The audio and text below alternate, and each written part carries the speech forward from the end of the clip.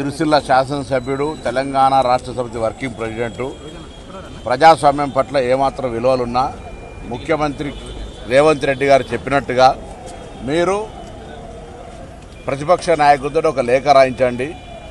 సభలో మనమందరం కూడా సభ్యులం. మీరు అడుగుతున్న అంశాల మీద చర్చ చేయడానికి ప్రభుత్వం సంసిద్ధంగా ఉంది. మేమే అడుగుతా ఉన్నాం చర్చకు రమ్మని. కాబట్టి ప్రతిపక్ష నాయకులతో లేఖ రాయించి సభలో చర్చ చేసినట్టయితే చర్చ రికార్డ్ అవుతుంది. చర్చ ప్రజల దగ్గర చర్చ ప్రజల దగ్గర ఉంటుంది. రేపొద్దున భవిష్యత్ తరానికి తెలుస్తుంది ఎవరు ఏం తప్పు చేశారు, తెలంగాణకు అన్యాయం చేశారు అనేది. కానీ సీఎం దానిని బహిరంగంగా సవాల్ చేసి పిలిచాడు, బహిరంగ చర్చకు పిలిచాడు కాబట్టి నేను వచ్చాను, రావాలి సీఎం అని చెప్పి. బహిరంగ చర్చకు సభకు రమ్మన్నాడు, బహిరంగ చర్చకు కాదు.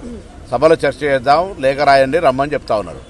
బహిరంగ చర్చకు రమ్మని చెప్పేది అనేటువంటి అంశంకు వేదిక ప్రజాస్వామికంగా శాసనసభ అడిగి రమ్మని కోరుతాం. ఏడాదిన్నర కాలంలో రైతులను కానీ అన్ని వర్గాలను వంచారు. సరే, అది ప్రజలు చెప్తారు. రేపు ఇప్పటికే పార్లమెంట్ ఎన్నికలు వచ్చిన ఫలితాలు మీకు ప్రత్యక్ష సాక్షి. రేపు స్థానిక సంస్థల ఎన్నికల్లో తెలిసిపోతుంది మరొకసారి మీ బలం.